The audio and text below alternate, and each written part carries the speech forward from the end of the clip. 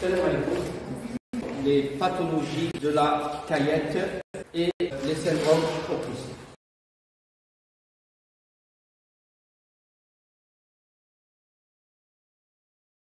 Le sang, c'est moins le ping. C'est bon. Je connais un ping déjà. Je vois des stage, c'est un ping. Ça, il suffit de se montrer. Il suffit de l'écouter. Le ping, c'est un son métallique. C'est un son métallique. Je m'attends un son métallique. C'est comme si quand on est en train de frapper dans un métal. Regardez le métallique. Résonance, il résonne. Ça, il est dû à quoi? À un problème. Alors, le ping, il est dû à quoi? Est-ce que le ping est entendu exclusivement pour les pathologies de la caillette? Parce qu'on a tendance toujours à penser, le ping A, déplacement de la caillette. Le ping A, déplacement de la caillette. C'est-à-dire qu'on a associé le ping toujours au déplacement de la caillette. Or, il existe d'autres pings. Tenez, le ping on peut le retrouver pourvu qu'il y a des conditions voulues. D'accord? Alors le ping c'est quoi? Le ping, oui. Première condition pour avoir un ping, il faut avoir un organe creux. Est-ce qu'on peut avoir un ping hépatique? Est-ce qu'on peut avoir un ping cérébral? Est-ce qu'on peut avoir un ping rénal? D'accord? Premier, c'est organe creux. Ok? Alors, quand on dit organe creux, est-ce que le péritoine est considéré comme un organe creux? Péritoine. Alors, qu'est-ce qui fait le creux terral?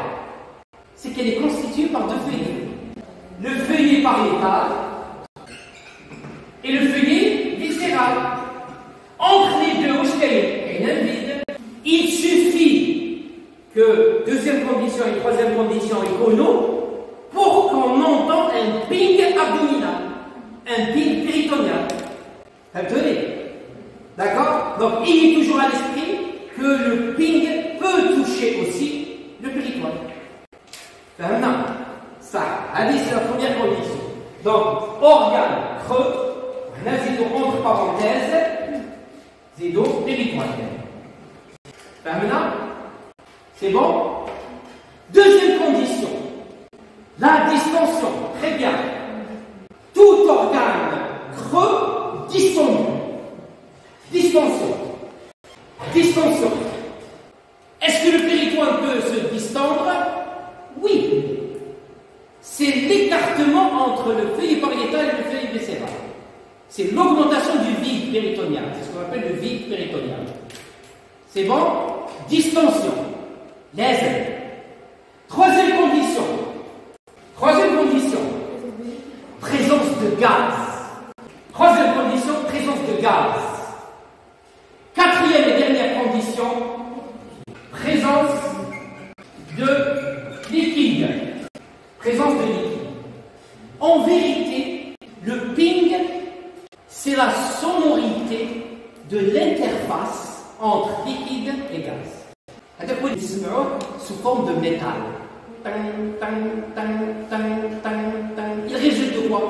Il résulte de l'interface entre gaz et liquide. Donc, tout organe creux, distendu, rempli de gaz et de liquide, peut nous donner un ping. Le rumen, est-ce qu'il peut nous donner un ping? Est-ce que fait égale les conditions? Fait égale les conditions. Et on va parler de ping ruménal. D'accord? L'intestin, fait égale les conditions. On va parler de ping intestinal. D'accord? Le péritoine, on va parler de ping abdominal, un ping pariétal, un ping péritonial. Tout. Donc le ping n'est pas spécifique à la caillette. D'accord? Le ping n'est pas spécifique à la caillette. Et organe creux, fait quelle condition il peut donner un ping. C'est bon? Le ping, c'est l'auscultation-percussion. Alors, l'auscultation-percussion, comment elle se fait? On met le stéto et on percute. C'est-à-dire l'auscultation-percussion. D'accord? L'auscultation-percussion. Ok? Donc, on met le stéthoscope, l'air de projection, et on fait soit avec des pitchnettes, soit avec le digito-digital, avec le pointe des doigts. D'accord? On peut aussi utiliser ce qu'on appelle une auscultation-succution. Auscultation-succution, je ne sais pas. Là, succution. Zinzer. D'accord? On met le stéthoscope et on fait des succutions. On succuse. نسمعوا le fameux splash. Splash شنو هو؟ شوف الحاجة الشابة كان عندنا البولة. نعمروها بالماء ونزيدو نفخوها et on va faire l'interface. ما عندكش البولة زاك عندك واش دار؟ ان غون ولا عندنا ان غون تسيوها ببرواسكم هذه لازم تسيوها. D'accord? Donc un petit peu d'eau et des gaz. Et vous essayez de faire, de succusser. Qu'est-ce que vous avez? C'est un son caractéristique. D'accord? C'est moi un son tintinnabulent. Le splash, là le steel band. Et le mal يخبط في هذيك l'interface تاع la paroi معمرة بالغاز. C'est spectaculaire. D'accord? Mais le plus intéressant, c'est le ping. Le ping, dès qu'on repère le ping, c'est bon. On est devant un cas d'un organe creux rempli avec des gaz et du liquide. Voilà, c'est la zone de projection qui va définir. Et c'est le signe clinique. C'est pas la même chose. Donc, auscultation, percussion, vous avez le ping. Auscultation, succution, vous avez le splash. Ou bien le steel band. Alors, première pathologie, c'est le déplacement et volvulus de la caillette. Alors, les déplacements et volvulus de la caillette sont des dominantes pathologiques des affections de la caillette. Elle est très très importante, c'est une pathologie dominante. Et quand on parle de pathologie dominante, ça veut dire qu'on va la retrouver très fréquemment au niveau du terrain. Et généralement, les erreurs de diagnostic sont fatales. C'est un peu l'importance. Les erreurs de diagnostic sont fatales. Si on passe à côté d'un diagnostic de déplacement de la caillette à gauche ou à droite, surtout à droite, c'est la mort. Donc, toute erreur d'une dominante pathologique, les conséquences sont désastreuses. Parce qu'il y a des pathologies qui ne sont pas dominantes. Et ça passe. Mais les indigestions simples. Les indigestions simples, nous avons une vache, elle va s'arrêter de s'alimenter, une atonie ruménale, 2-4 jours après, ça se règle. Donc même JTA ou une erreur de diagnostic, c'est pas grave. Mais la caillette, ça part dans le temps. Donc, déplacement de la caillette à gauche ou à droite, suite à l'accumulation de gaz issu de fermentation dans cet organe. Ça, là, on doit s'arrêter. Non, on doit s'arrêter. On doit s'arrêter. On a deux déplacements. Le déplacement, soit il se fait à droite, soit il se fait à gauche. Ça, la caillette, je sais pas, physiologiquement, elle se trouve à droite. Alors, comment on peut parler d'un déplacement à droite? شوفوا واش راح ندير علاش ما درتهاش هكا ديريكت ها الحكايه فيزيولوجيكمون جي هكا علاش افون دو فوز اكسبليكي ندير هكا علاش افون دو فوز اكسبليكي لازم تكون هكذا الحكايه تاعنا لا ديرنيير فوا جو فوز اكسبليكي لو ديبلاسمون دو لا كايت اي افون دو فوز اكسبليكي جي رونبلي افيك دو لير صح من بعد لا كايت واش دير va faire ça, elle se déplace. Donc crânien caudalement, vers la cavité abdominale, façon caudale, là, une fois. Avec sinon le déplacement à droite. Est-ce que Hagda peut se déplacer? Est-ce que Hagda peut se déplacer? Donc quelle est la condition sine qua non pour qu'une caillette se déplace? Deux conditions sine qua non. Zone.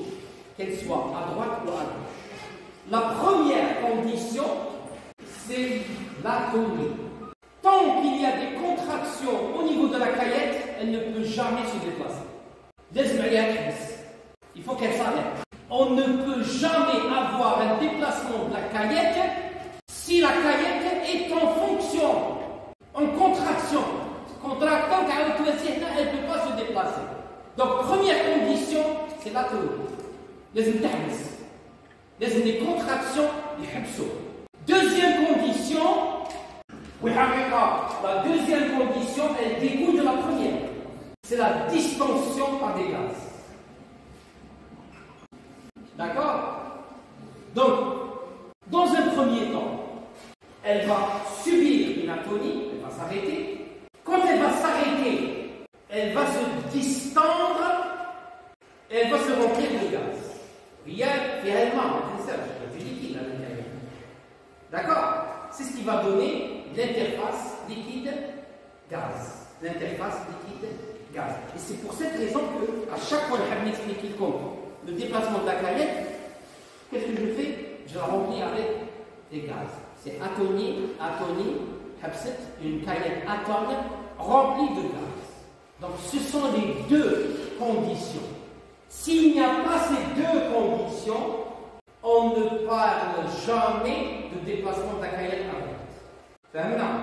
Atonie, distension par des gaz. Hadi, le déplacement à droite.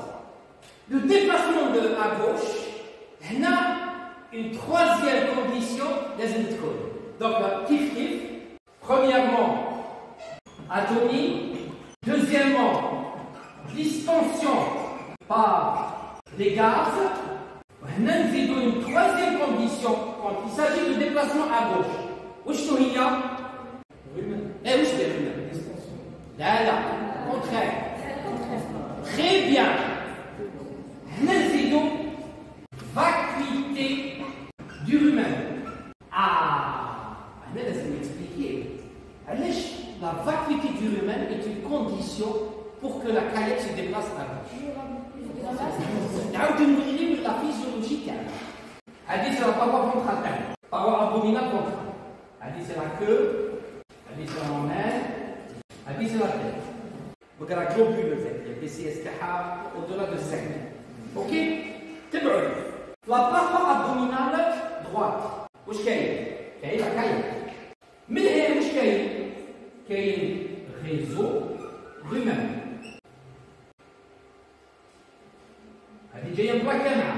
D'ailleurs, le roi, c'est lui qui va la soutenir, c'est lui qui va la rendre moins mobile. C'est la pression du rumen sur la paroi abdominale droite. Ça, ok? Là, au niveau du rumen réseau, il y a une petite échancrure. C'est l'ostium rumen.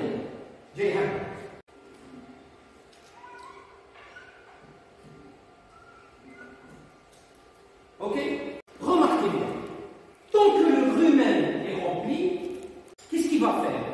Il va reposer sur la paroi abdominale ventrale. Le rumen, quand il est rempli, il va se plaquer au niveau de la paroi abdominale ventrale. Donc il n'y a plus de passage, ni la caillette, ni l'intestin, ni l'abdomen. Aucune chose ne peut passer. Parce que le rumen, il plaque au niveau de la paroi abdominale et donc rien ne peut passer. Ok? Mais en cas de vacuité, ça veut dire que le volume du rumen s'est réduit. Aussi ça, automatiquement, nous avons une réduction de son volume. Ce qui va passer, le rumen va se retrouver à ce niveau. Et la caillette, qu'est-ce qu'elle va? On va avoir un espace entre la paroi abdominale ventrale et le rumen. C'est à travers cet espace que la caillette peut passer, surtout si elle est distendue et atone. Donc, la gauche,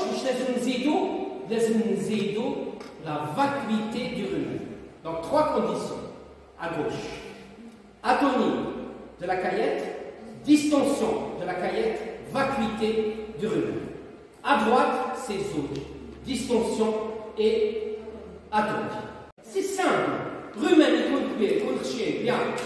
Il plaque la paroi abdominale ventrale, pas de passage. Mais dès qu'il devient moins volumineux, il donne son volume terreau, qu'est-ce qu'il va faire? Il va remonter. Quand il remonte, il va laisser la place entre la paroi abdominale et le rumen. La caillette, puisqu'il est déjà prédisposé, déjà la position de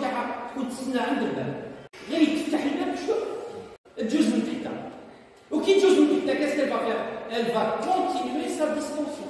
Et on va voir par la suite qu'il y a le stade 1, le stade 2, le stade 3, le stade 4. D'accord? La distance. Oui, nous c'est quoi, oui, nous chauffons, oui, nous sommes le déplacement, ça c'est très important.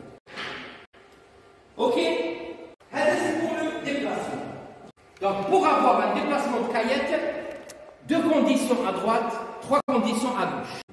2 conditions, distension et atonie à droite, à gauche, distension, atonie, vacuité du rumen. Vacuité du rumen. C'est pour le déplacement. Maintenant, le volvulus, c'est la torsion. Alors, la torsion, elle se déroule uniquement lorsque la caillette se déplace à droite. Donc, منزيدوش نسمعوا un volvulus de la caillette pour le déplacement de la caillette à gauche, ce sera là un volvulus. Elle a l'espace. Elle n'a pas d'espace. Parce que quand elle se déplace à gauche, tu es entre la paroi abdominale gauche et le rumen. C'est la seule. D'accord? La caillette. Ventralement, dorsalement, هذا واش يقدر لها مي ما تقدر لا تدور لا بلاكس تاعها لا هوريزونتال لا فيرتيكال لا والو. Donc quand on parle de volvulus de la caillette, c'est toujours un déplacement de caillette à droite. Et généralement, le volvulus de la caillette, il est toujours précédé par un déplacement de la caillette à droite. Donc avant de se tordre, elle se déplace. Avant de se tordre, elle se déplace. Donc toujours, le volvulus de la caillette, il est précédé par un déplacement de caillette à droite. Alors, les origines du déplacement et le volvulus, ils sont multifactoriels. Multifactoriel, plusieurs facteurs rentrent en jeu. Ce n'est pas un facteur d'eau. Ce n'est pas, par exemple, l'âge, ou la génétique, ou l'alimentation.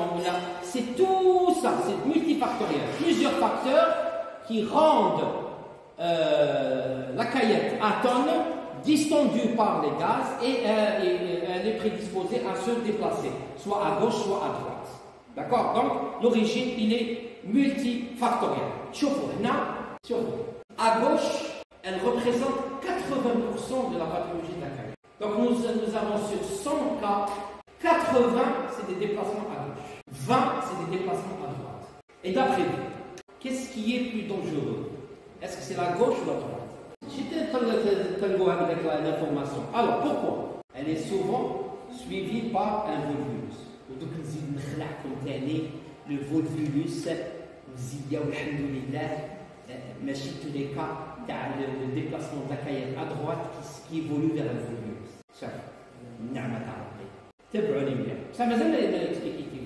Pourquoi le déplacement de la caillette à droite est plus grave que le déplacement de la caillette à gauche? Moi, je connais la gravité des cas. Qu'est-ce qui fait la gravité d'un cas? C'est l'installation du choc, c'est le trouble hémodynamique. La gravité, est-ce que l'animal y monte? C'est ça la gravité. C'est l'avenir vital. D'accord? C'est l'avenir vital. Oui, il y a un passage, il peut manger. Non! Installation d'un trouble hémodynamique, oui, non. Oui, très dangereux, non, moins dangereux. Tu vois maintenant? Ça. Est-ce que lors d'un déplacement de la caillette à droite, qu'il y a un trouble hémodynamique? Qu'il y a un trouble hémodynamique à droite. Donc, lors d'un déplacement de la caillette à gauche, l'orifice pylorique n'est pas touché. Donc, il y a un ralentissement du transit. Il n'y a pas arrêt carrément du transit. D'accord? Ça, qu'est-ce qui va nous orienter sur l'arrêt du transit? C'est les liquides. C'est la formation du troisième secteur. Donc, en cas de déplacement de la caillette à gauche, il n'y a pas de formation d'un troisième secteur. Donc, est-ce qu'il y a des troubles hémodynamiques? Là, il y a toujours du liquide, l'idiose, il rentre au niveau de l'intestin, il est absorbé, et donc l'hémodynamie est bien. Ce qui explique que lors d'un déplacement de la caillette à droite, à gauche, il n'y a pas de déshydratation. Il n'y a pas de choc. Il y a un trouble au niveau du transit, uniquement, avec des douleurs, Non, mais il n'y a pas de trouble hémodynamique. Donc, c'est moins grave.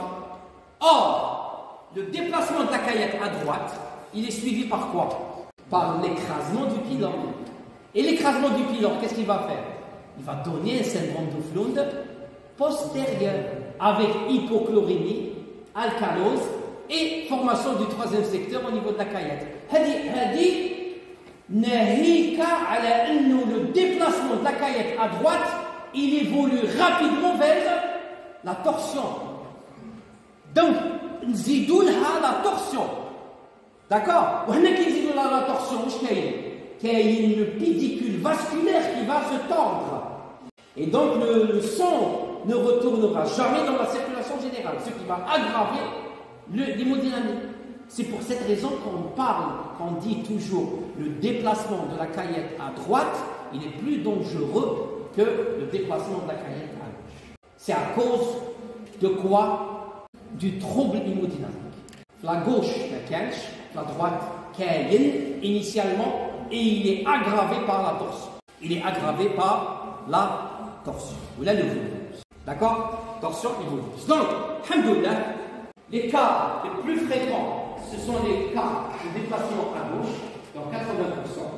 Il prend les 20% à gauche, c'est des déplacements à droite. Même les déplacements de la caillette à droite, les 3/4 sont de simple dilatation sans torsion. Il reste 1/4 qui correspond à une torsion ou un volus. Dieu laisse. Donc il a déjà 20%, ou les 20%, il a les 3/4. Hey. Donc il prend comment gérer le 1/4 des 20%. C'est un 4 classes, le 1/4 des 20%. C'est gérable. D'accord? C'est gérable. Le 1/4 des 20%. Où je dans n'importe quel cas de déplacement de la caillette à droite, on n'intervient pas. On attend le 1/4. Ça, c'est statistiquement. Mais sur le plan pratique, je vous donne un conseil. Devant un cas de déplacement à droite, il faut intervenir en urgence. Maintenant, je vous dis, c'est un déplacement de la caillette à droite, ça évolue dans 1/4. Même le 1/4 avec, vous ne pouvez pas le gérer. Dans les 2 heures qui suivent, dans une demi-heure qui suivent, dans les 3 heures qui suivent, d'accord, devant un cas de déplacement à droite, il faut intervenir en urgence, quel que soit le cas, d'accord, parce que ça évolue rapidement, malgré que c'est les 1/4, mais ça évolue pratiquement, dans tous les cas, vers un volvulus de la caillette. Et là, c'est l'hémodynamie. Généralement, même l'opération, elle ne va pas réussir. Parce que là, l'animal va rentrer dans un état de choc hypovolémique avec formation du troisième secteur. Et là, l'intervention cardiaque. On n'a jamais intervenu. L'abattage. Ben, elle a tout intervenu. À l'âge. La mentalité algérienne, c'est tout. D'accord? هذا كيما واحد البيالات ولي بيستون راهم يطربقوا يبعث لها الميكانيسيان هو طق في يدو قال كولر هو الموتور في لي فيتيرينير سي كوم سا يشرب لها الزيت الحنتيت واسمو كذا من بعد في لا ديرنيير يتفكر بلي كاين واحد يسموه فيتيرينير قرا على هاد الامور هذه يديها له ويلتا كامل وانتم سيرتو واحد كيكون جديد هكذا نافع هكذا يحب لي زوبيراسيون فتح لنا ديك البقره تاعي جاب البقره تاعي قتلها ومن بعد في الصواد الهضره داكور دونك اتر تري انتيليجون دونك دي كا ولا سي ايكونوميك بقره متيفسه كاع نطب كاع ما تحوش عليها بعثها البقره فهمتوني مي si vous êtes devant un cas de déplacement à droite intervenez rapidement ما تسيبش traitement médical, bon, traitement médical, des fois, il donne des résultats, mais on n'est pas sûr. Est-ce que la 9 de 1/4 le problème, il y a beaucoup de variabilité. Donc il faut faire très attention. D'accord? Alors, 60% des cas, c'est surtout le volvulus de l'abomazole, donc c'est la caillette uniquement qui va être touchée par ce volvulus, et 40% c'est omazo-abomazole, c'est-à-dire qu'on va avoir une torsion de la caillette et du feuillet Jim'a. D'accord? Il y a un site canadien, un site très très intéressant, un des vidéos en 3D. Il vous raconte les déplacements de la caillette à gauche et à droite. Il vous raconte qui fait la caillette. Elle passe sous le rumen, elle se distend. Sinon, vous tapez sur Google déplacement de la caillette, il y a parmi les autres. Alors, on va essayer de voir rapidement la demi-heure de l'éclatina. On a tout dit. On a tout dit. Donc, on a surtout les facteurs qui influencent, les signes cliniques et ainsi de suite. Alors, le déplacement de la caillette à gauche. Alors, sur le plan épidémiologique, essentiellement les vaches laitières. Alors, on a utilisé essentiellement et on n'a pas utilisé exclusivement. Il faut que les termes leur importance. Pourquoi on n'a pas dit exclusivement chez les vaches laitières?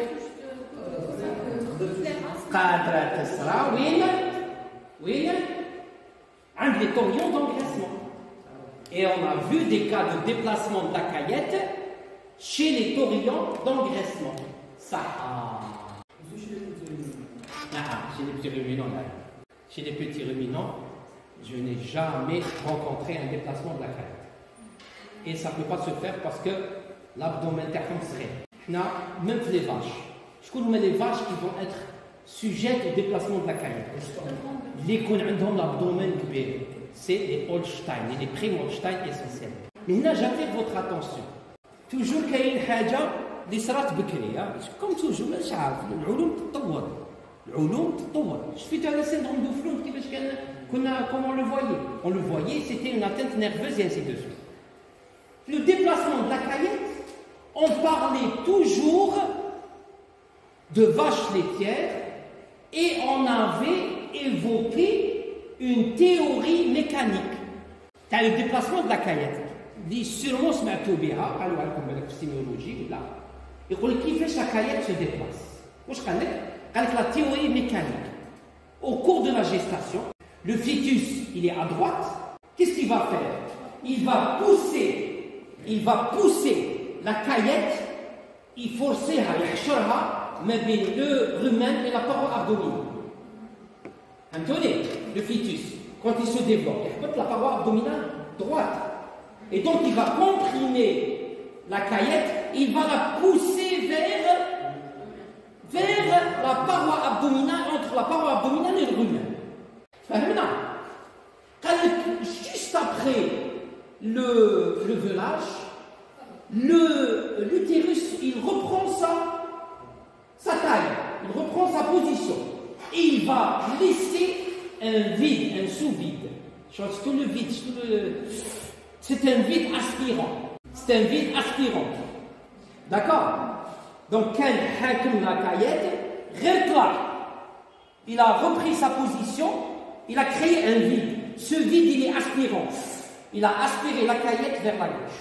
Jusqu'à un certain temps, quand il y a la théorie terme. Et on parlait toujours d'un déplacement de la caillette à gauche suite à la vacuité laissée par l'utérus. Un beau jour, on retrouve des déplacements de la caillette chez le taurillon.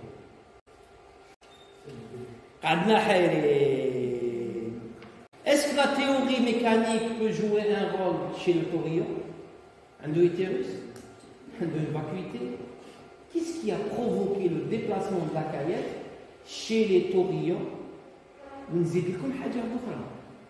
Chez les veaux sous la mer, on a retrouvé des déplacements de la caillette. Donc, la théorie mécanique, elle ne pouvait pas expliquer à elle seule la genèse du déplacement de la caillette à gauche.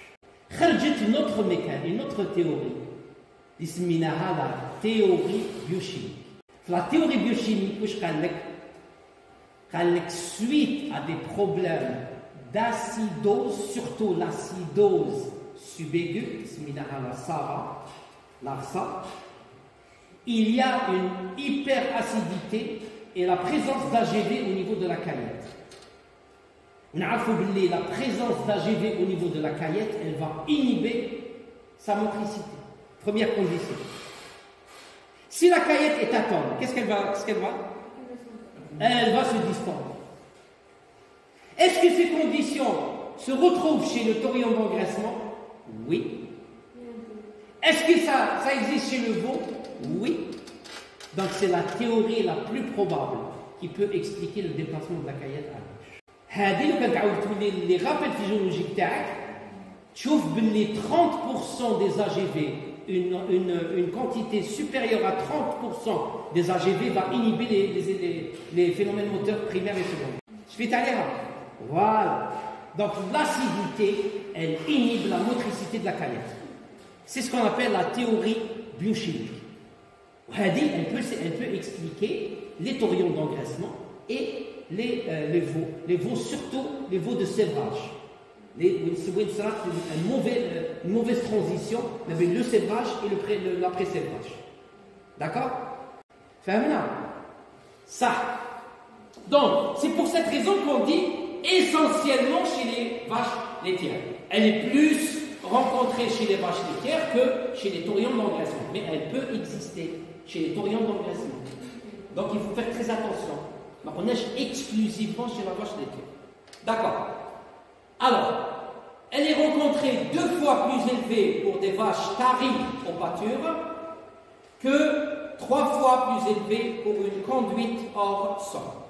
Où je m'entends une conduite hors sol? C'est l'élevage intensif. C'est l'hôtel 5 étoiles. C'est des vaches, l'hôtel 5 étoiles. C'est des vaches qui ne bougent pas.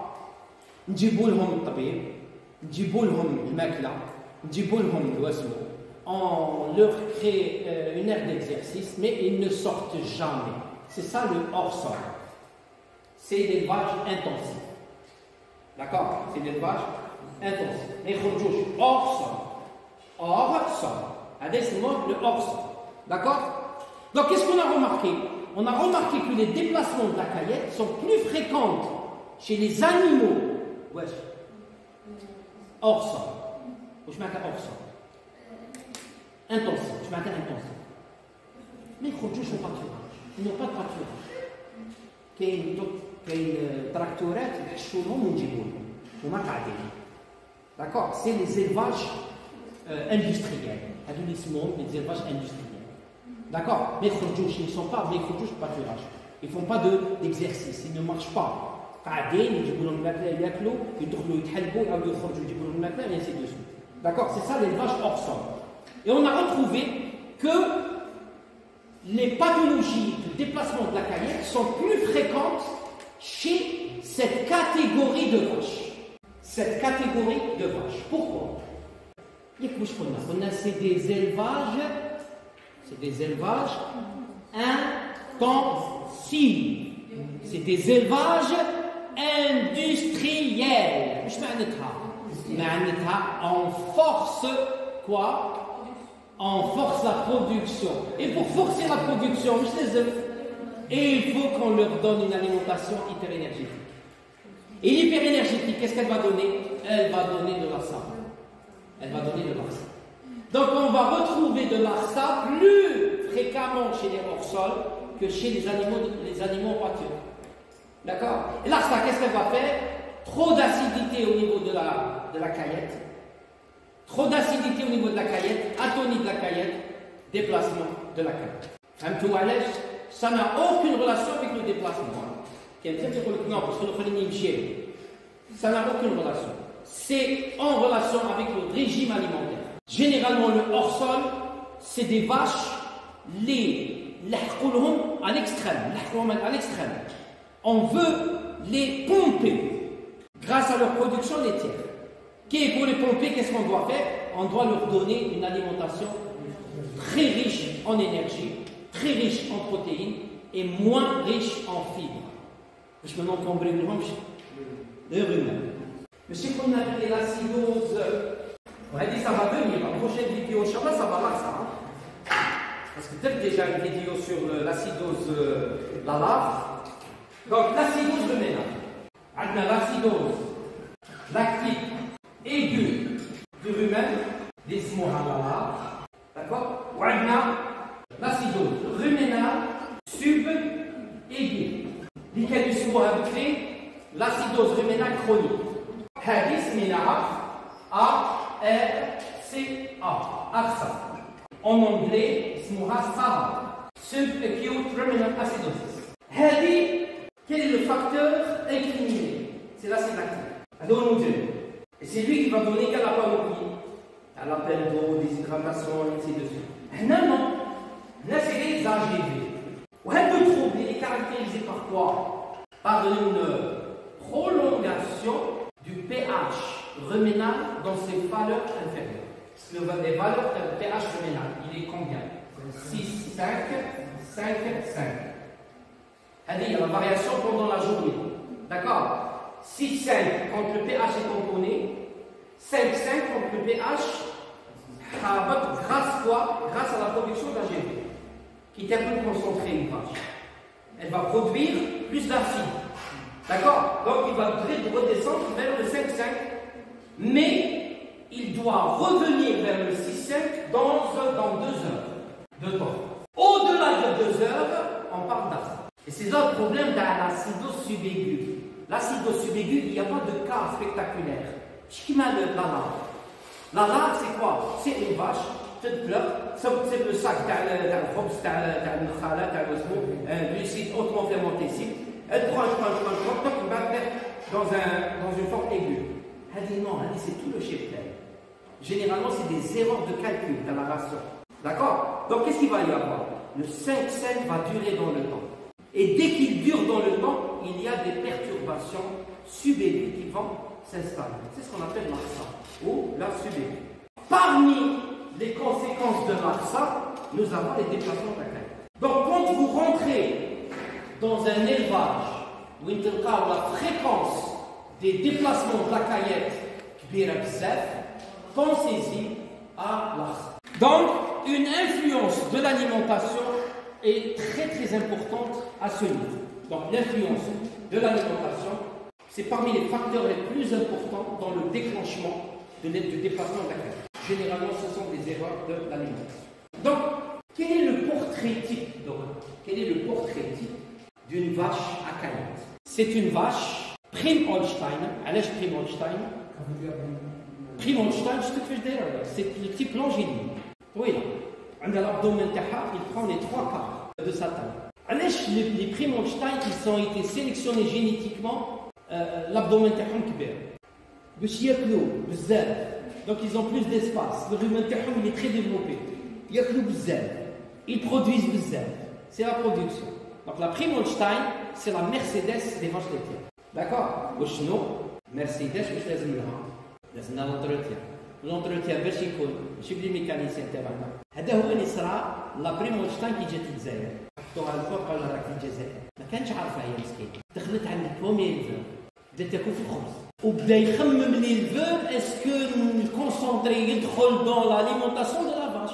شفتوا وين مسكينه جات من غير الخضار اللوجيسيال الدنيا واسمو جات لهنا خبز.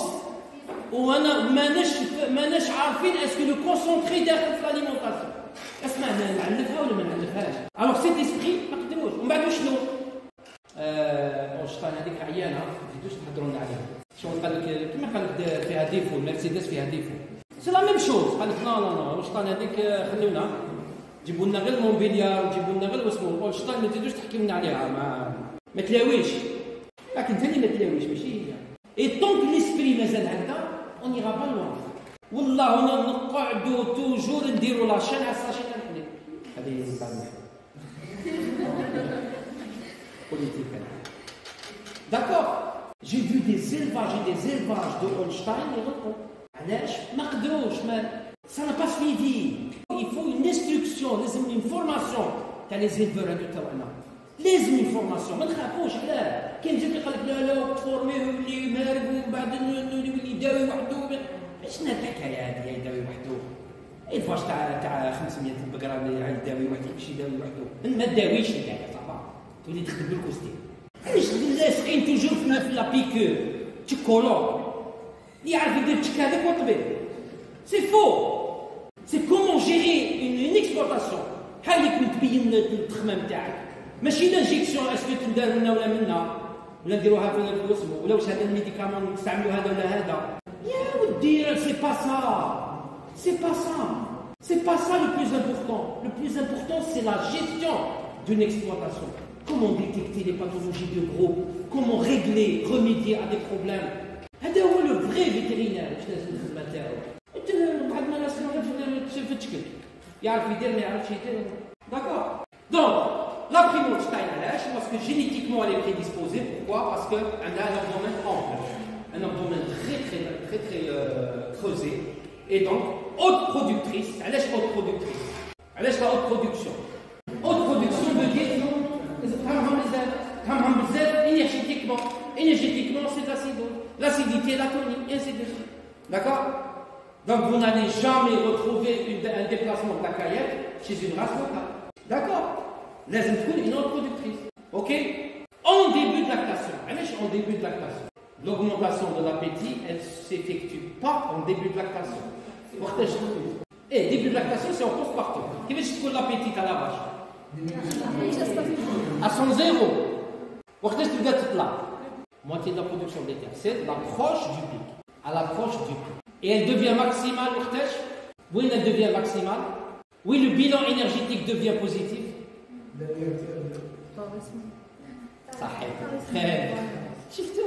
C'est là où le bilan énergétique est positif. Parce qu'il me dit le drôle, c'est le mkhrouj. D'accord? وقتاش il est stabilisé, وقتاش il est stable, le mkhrouj ou le mkhrouj kif plateau de peau. Et la cinétique de la prise alimentaire, elle est très importante. لازم نعرفوا وقتاش تبدا تطلع لابيتي، وقتاش تستابيليزي، وقتاش تعاود تحبط، وقتاش تعاود تحبط. قلنا في البيك تاعها وشنو؟ سي لو تاريسمون. ديبي ولا فان؟ ديبي تاريسمون. تاكل باش تسمن. D'accord? وقتاش تحبط لابيتي؟ Les 20 derniers jours de tarissement. Et c'est pour cette raison qu'on doit faire quoi? Une période de transition. نحبطوا لها في la quantité ونطلعوا لها في la qualité. شفتوا les mécanismes اللي لازم يكونوا عندكم؟ C'est comme ça. Ok? C'est ce qu'on appelle la période de transition. Et la période de transition, elle est très importante parce qu'elle va préparer notre vache au début de lactation, qui est très important, pour éviter ces problèmes. Donc, le portrait robot, donc, c'est une vache à caillette, et donc le suivant.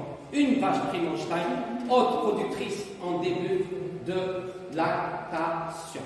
En début de lactation. What time is it?